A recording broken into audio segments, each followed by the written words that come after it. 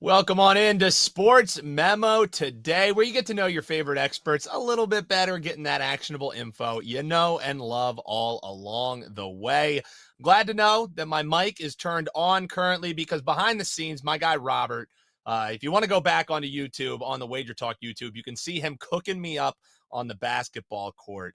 He's our producer behind the scenes, does a terrific job, but he is straight out of H-Town, Houston, and I'm wearing the Phillies colors. I make no bones that I'm a bona fide Philadelphia homer. So I'm glad to know no tech difficulties getting into the show because I was worried my guy Robert was going to cut off the mic and say, nope, we're not hearing from you until after the World Series. It's Houston, it's Phillies, and we're going to have a World Series preview coming up today with my guy, Jeff Michaels. We're going to be talking with him at the top, and also joining us on the show is one of our $2 Tuesday handicappers over at Sports Memo. We got Moneyline Matt batting that cleanup. He's got an NBA top-rated play going tonight that you could grab for just $2, or you could find some change in your couch, maybe underneath your car seat, and up the dosage there to $5. And speaking of dosage, you could get Dr. Chuck 5% NFL play. He's calling it a bookmaker mistake from our guy Dr. Chuck, and Dion D'Amico also has a 5%er, that one going in college football. So you get NFL, college football, and NBA. One going today, two going this weekend. $5. Can't really beat that. Also have a great deal coming up I'll tell you about for a Halloween promotion that could save you over $600. We'll talk about that after we welcome back in Jeff Michaels, also known as JM Sports. You can find him sm.buzz/JMS. Jeff, had so much fun hanging with you in Vegas. I was hoping that maybe it was going to be those Guardians that the Phils were going to be seeing, but no. It's the juggernaut called the Astros. How you been, brother, since we last talked? Things been running good? Yeah, I can't complain. It's been a hot football season and, we still got some exciting baseball action, I guess, to watch. So I didn't know, preview, you said it, I'm going to be talking a little bit, but Robert must be the one doing the scheduling then, because I was kind of surprised you still let me on after I told you what we were going to be talking about today. That's how it goes. While it seems like sometimes I stack the deck and only bring on people who are going to tell me that your Eagles are going to win and your Phils are going to win, I have to get some contrarians in every now and then. So I told you we were going to start with college football, but we can't tease the people that long, Jeff. Let's get right into it. Man, somehow this Phillies team, who they can't even make routine plays at first base, are now in the World Series against, I said it at the top, absolute juggernaut. They're going up against this Houston team. So, Jeff, I really haven't seen anybody publicly make a case for the Phils, and I think you alluded to it. You're not making a case for them either. How are you betting this series, man? Yeah, didn't mean to throw the things off course. You're right. You did say college football, but I am excited sometimes. I'm always been a I baseball don't fan, blame and you. I will be. So, but I think we said Houston has done it all year. I think the Yeah. biggest thing is consistency. So I'm looking for a series here. You got Houston's a big favorite in the series, but if you take them at minus 1.5 games, you're actually getting them at almost even money. Plus a little bit of money, I do believe. Mm. And Phillies have been hot with the bats, but they had the second best batting average of the year, but Houston's right behind them. They're hitting third. I think they're nearly even offensively, to be honest. I think the resiliency of Houston and the pitching is going to be the biggest difference maker. I mean, you just look, I could go on with a list of Houston pitchers that would be potential aces on other staffs, not to mention going into the bullpen. They had the best bullpen ERA in the regular season, and their bullpen's only allowed 3 earned runs in their 7 postseason games. I was kind of shocked to see that the only Houston pitcher this postseason with a playoff ERA over 2.5, Justin Verlander. So I think we can give him the pass on the one Seattle game. Hey, who knows? But we got a little bit of cushion with a minus 1.5. You can sweep, you can win 3. But I think that pitching staff is the difference maker. I think we're going to see some high scoring games, but I think Houston's pitching prevails and holds the Phillies below where they're at. So I like that Houston minus a game and a half, and you're getting plus money in that. So your Phillies can have a game or two, and I think they'll get one at least back at home in Philly. So maybe go see if you can get a ticket to game 3 there, dude. Oh, I have been exhausting every contact that I have trying to get into that ballpark. So we'll see what ends up happening there. Now, I will say, taking like the homer goggles out of it, it's not like the Astros in this postseason run have faced the most stout pitching. So, going back-to-back days with Nola and Wheeler, I think that's maybe the chance for the Phils, but a lot of sharp people, a lot of people whose baseball opinions I respect, yours notwithstanding, my guy, telling me Astros the way to go. Before we get into this college football play, I saw our friend Ariel Epstein. You can find her on Prop Shop and Bet on It. Also does some other shows here for us at Wager Talk. Does a great job over with the MLB Network. The way that she's attacking this series is she's going to bet the Astros in 5 and the Astros in 6. Both of those decent plus money takebacks. So I know you're just doing the handicap style minus 1.5, but any thoughts on, trying to isolate maybe what game the Astros do it in, or you're just going to take the 1.5 and then, not worry about either of those plus monies getting home? No, I think there's opportunity there. I think this does kind of cover your bases to do it in one bet. Mm-hmm. If you're getting better odds, you can bet it out separately. But I mean, Houston has, you said it, you're right. Houston has faced the best pitching, but Houston also hasn't lost a game in the playoffs. And there's something to be said about, a team that makes the playoffs in itself. So kudos to the Phillies, but they were third place in their division last season. So, we'll see. They could step up, but I don't even know if Philly can get one, but I'm going to give them a little bit of cushion in case they can pull one out at home. So I think that that's more opportunity if you want to split it up into multiple bets. If you're getting better odds and you're getting better money, that's definitely one way to roll with it too. All right, Jeff, enough of you telling me that my Phillies are going to lose. We're moving on, even though I think you just booked a week-long stay here on SportsMemo Today with our producer behind the scenes, Robert in H-Town. Let's talk a little college football, my guy. Chip Kelly and the UCLA Bruins are coming off a 15-point loss in the Chip Kelly revenge game to Oregon. Now they're rolling home. They're playing the Cardinal in Stanford. What do you think? They're laying a number here, 16.5-point favorites. Should we expect a bounce back, or is that loss looming a little bit? How are you going to be betting this tilt? I think that loss looms, and it was a big loss. Obviously, like you said, they got blown out, but even in the win the week before where they beat Utah, that UCLA defense struggled. They allowed 479 yards and 32 points, but their offense stepped up enough to win that game. But accordingly, Stanford's defense has stepped up in the last 2 weeks too. They allowed 440 yards or more in 4 straight games to start the season. And then they held Notre Dame to their third lowest total of the year, and they held them to under 20 points for just the second time, the first one being Ohio State in week 1. I do think that there's something coming out of that big loss, and, the way that the series between these two teams has gone, a newfound Stat Sunny nickname apparently that I've inherited, we'll throw it out there. I was looking at the head-to-head series. This is the first time since 2011 that this series has included a double-digit favorite or a dog, obviously. 2 out of the last 3 meetings between these two teams have been straight-up upsets. Stanford's 10-3 against the spread in the last 13 games in UCLA Stadium. And David Shaw's 9-2 after a conference win by 3 points or less, and 14-4 against the spread after a win by 6 points or less. So I think the momentum coming into this game is what I'm going with. I can't say that I foresee there being a third upset in the series in 4 years, but I do think Stanford covers this spread. I think they come out, their defense surprises UCLA a little bit and keeps them lower than where they are, which puts this line within reach easily for Stanford. So give me the 16.5. I like the Cardinals this weekend.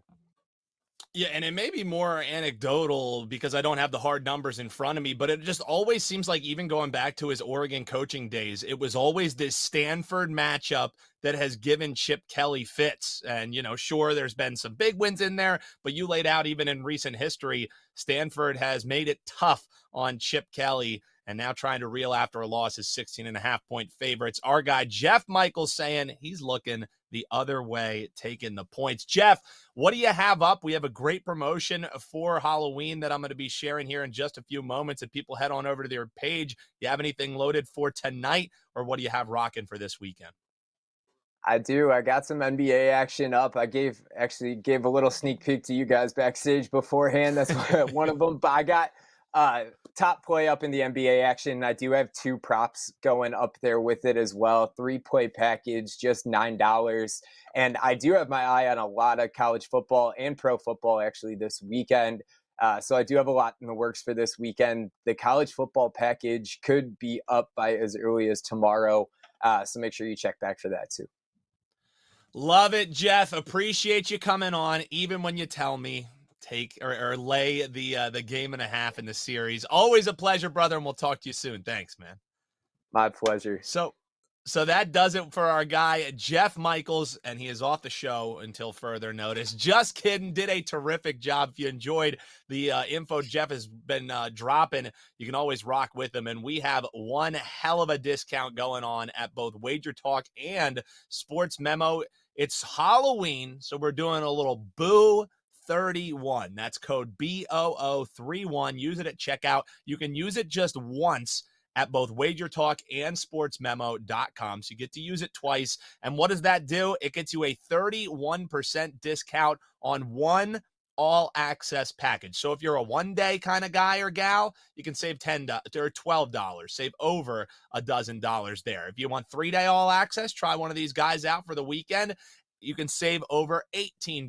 If you do not have long-term commitment issues, you can get a 30-day all-access, take over $90 off of that. Or how about the big kahuna? Save over $600 if you use code BOO31 and get 12-month all-access. That's just around $377 a day for a year.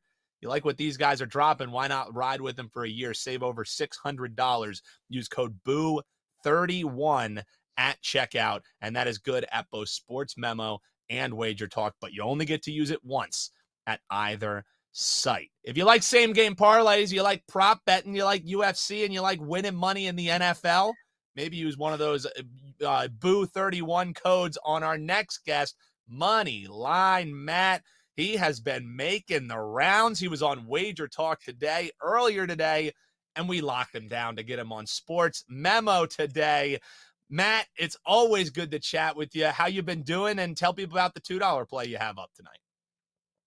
Yeah, everything's going great. Covering the NBA, the UFC, the NFL, and I love covering the NBA. Honestly, that's kind of how I got started as a pro NBA DFS player. And I do props, I do over/under bets, spread bets, I do same game parlays. I'm more so on my Twitter. But what I like to tell people is definitely subscribe. So you can get these plays as they're coming in. With the NBA, things happen split second. When a player drops, you have to be ready for that next player prop, for that spread adjustment, things of that nature. So that's why I say definitely subscribe to my channel and a lot of the other NBA cappers out there, because with the NBA, it happens very, very quick and you got to be ready. Yeah, and those lines move quick. Once those injury reports come out, especially, you hear lineup changes. So you definitely want to grab that all access. It gets to your inbox the second that these guys load their plays. Let's give them a free one, Matt, and let's talk this Pelicans and Mavs matchup. Pelicans coming into tonight, 2-1. That one loss in overtime, so I don't think there's any rest issues. It's early in the season, and that was a day ago. I think we're fine on that one, but How are you betting this one? Mavs 4.5-point favorites is home as the hot Pels are coming to town. How are you betting this one, Matt? Yeah, so with this one, first thing I want to say is now with this matchup, Brandon Ingram has been declared out, Herbert Jones has been declared out, and Zion Williamson have all been declared out. So this line is definitely around plus 5.5 now, plus 6. And if I'm being honest, I expect it to keep climbing. And for me, I'm going to wait on it because of that fact, because I'm with the Pelicans here. Looking at both of these teams, the Dallas Mavericks travel on the road to face off against the Pelicans in New Orleans. The Pelicans are 2-1 on the season, and the Mavericks are 1-1. And their last game was against the Memphis Grizzlies. They absolutely blew out the Grizzlies, but that was somewhat a situational play. The Grizzlies were on a back-to-back, traveling to Dallas. The Grizzlies were also without Dylan Brooks and a couple other players. And the Dallas Mavericks just took advantage of it. The Dallas Mavericks are 1-1. They were coming off a loss. Love playing teams in a bounce back. But with this game, both teams are coming off wins. Both teams are coming off days of rest. So because of that, I still have this fairly even when I look at both lineups. When you look at the Dallas Mavericks lineup, I actually believe this team is a little bit worse than last year. I don't think there's been enough basketball yet to see how much the Dallas Mavericks miss Jalen Brunson. Jalen Brunson was an 18-point-per-game guy, and now they have to kind of look for that second scorer or someone to kind of elevate their play to be that second scorer. And they do have some guys who are potentially capable of it in Spencer Dinwiddie, Tim Hardaway Jr., and I do really like what Christian Wood is doing. But in this matchup, with the New Orleans Pelicans, I said those three players are out. They have good, solid players that can elevate their play and fill those roles. The injury replacement theory, where the players come in, they slide into that starting role, and they elevate their play based off that injury and the team's needs. And one player that I'm really looking to tonight is going to be Trey Murphy III. In their last game where, Zion got hurt, Brandon Ingram got hurt, he came in, played 40 minutes, had 16 points and 9 rebounds. This is a very young player. He's a streaky shooter. If he sees a couple go in, look out because he can keep it rolling. And, this is still a New Orleans Pelicans team that has C.J. McCollum running the point guard. They have Jonas Valanciunas running the center. And if there's one area that the Dallas Mavericks are somewhat susceptible, it's going to be that 4 or 5 position. They haven't run a ton of Dwight Powell this year. They've been going with Maxi Kleber and Christian Wood. And I'll tell you one thing, if Jonas Valanciunas is matched up with any of those guys, I think the Pelicans are going to feed him all night long. I also think the Pelicans have a rebounding advantage with Jonas Valanciunas. Larry Nance Jr. sliding into that 4 slot. You still have Jackson Hayes who can rotate between that 4 and 5 slot as well. All good rebounding players and better rebounders than that in comparison to the Dallas Mavericks. When you look at the Dallas Mavericks, obviously Luka is the MVP frontrunner. He can go out and potentially get this game on his own. But after having a game last time against the Memphis Grizzlies where he did just that, I think he's going to come down a little bit here and have to rely on his teammates a little bit more. And because of that, I like the New Orleans Pelicans to cover this spread. I think they have a lot of really good players who can come in, fill that spot. Coming off the bench, like Jose Alvarado, Devontae Graham. I already mentioned Trey Murphy, Larry Nance, and Jackson Hayes. All of these guys are pretty skilled players. And then even Najee Marshall, who's one of the third guys coming off the bench. He's a guy who can come in and fill up that bucket. So because of that, I really like this injury replacement theory here. I think a lot of people are going to be hammering the Mavericks after last game where they blew out Memphis. It's going to be a very public favorite bet. So because of that, I'm going to ride the Pelicans here. I'm going to ride them to cover this 6-point spread. Again, wait till tip-off, but I like the Pelicans to cover this.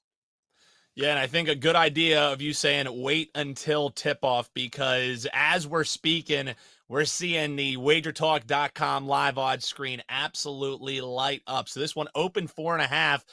One of the sharper odds makers in Las Vegas over at the South Point, Chris Andrews, has officially moved to 6. So we're seeing 6 at DraftKings, Caesars.